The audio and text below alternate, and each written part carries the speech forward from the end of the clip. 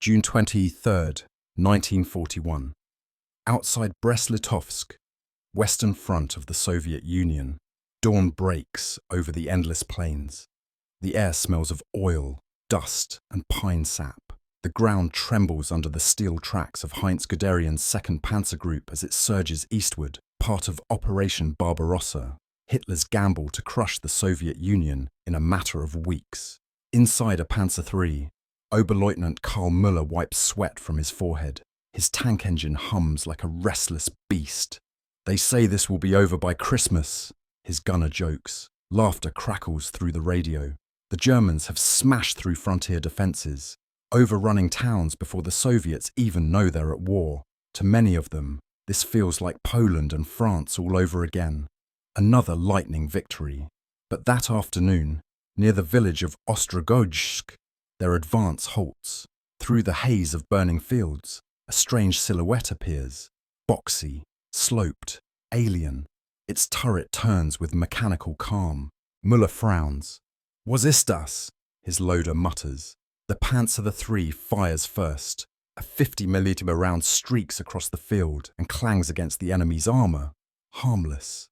"Hit confirmed," the gunner cheers, until his binoculars show the truth. The Soviet tank keeps moving, unshaken. Then it fires back. The 76mm shell slices through Müller's comrade's panzer like paper, detonating it in a burst of flame and shrapnel. The laughter over the radio vanishes. Müller shouts, "Reverse! Schnell!" as the ground erupts around them.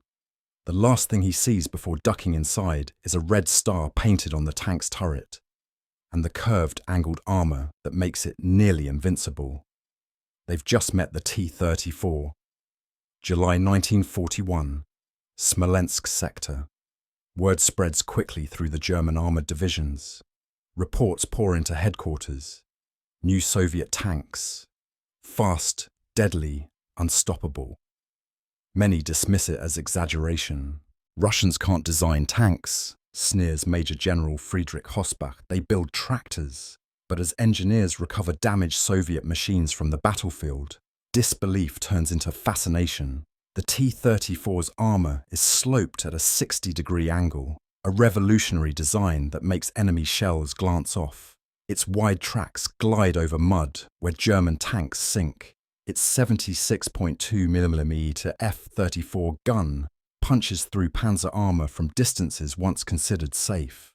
In the workshops of Minsk, German mechanics gather around a captured T-34. One taps its hull with a wrench, another studies its simple diesel engine. Crude welding, one laughs, but effective. The irony isn't lost on them.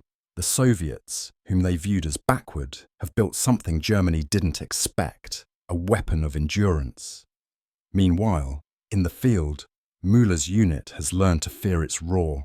He now carries extra shells of tungsten core ammunition, the only type that can sometimes pierce the T-34's armour.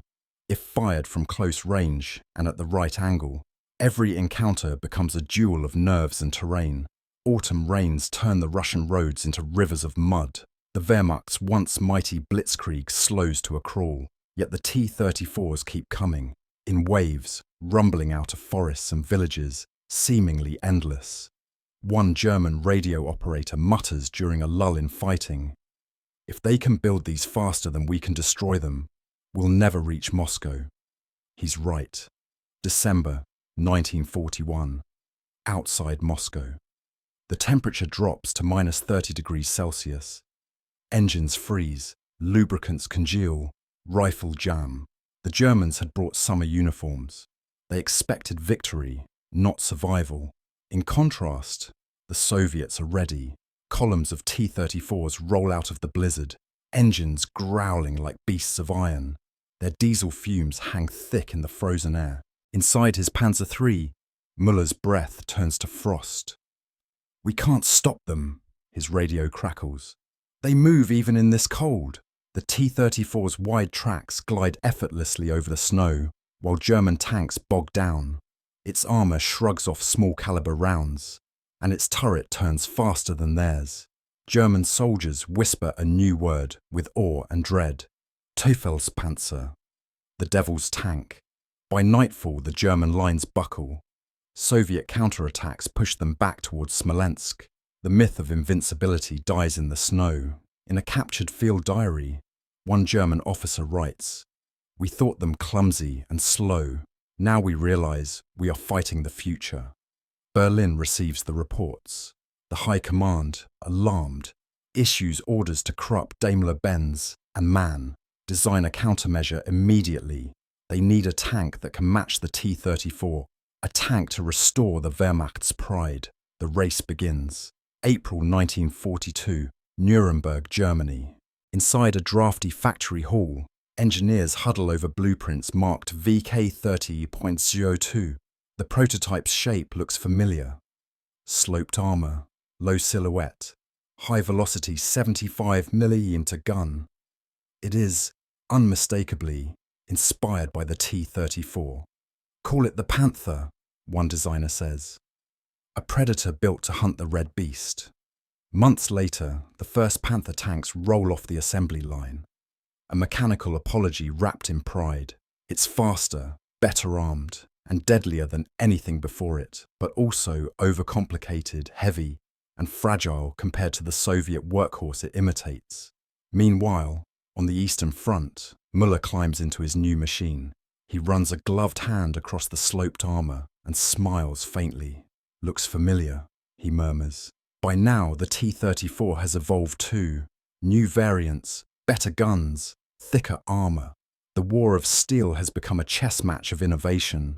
At Kursk, July 1943, the largest tank battle in history, the Panther makes its debut.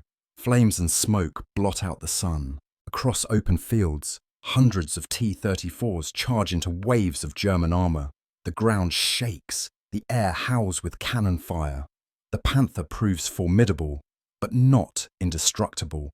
Mud clogs its tracks, fuel pumps fail, and transmissions seize. Still, the Germans finally have a weapon that earns respect. When the smoke clears, neither side has triumphed. Yet one truth is undeniable. The T-34 has changed tank warfare forever. May 1945, Berlin in ruins. The war that began with confidence ends in rubble. Among the destroyed buildings, Soviet tanks, many of them T-34-85s, rumble through the streets, their red stars gleaming under ash-grey skies. Karl Müller, now a prisoner of war, watches silently as a T-34 rolls past. Its armour bears the scars of years of fighting, dents, scorch marks, shrapnel holes. But it still moves, unstoppable, just as it was on that summer day in 1941. He whispers to another captured officer, "That tank ended the war." The man nods. Neither laughs anymore. In post-war Europe, engineers from every nation study the T-34's design. Its influence echoes through the coming decades.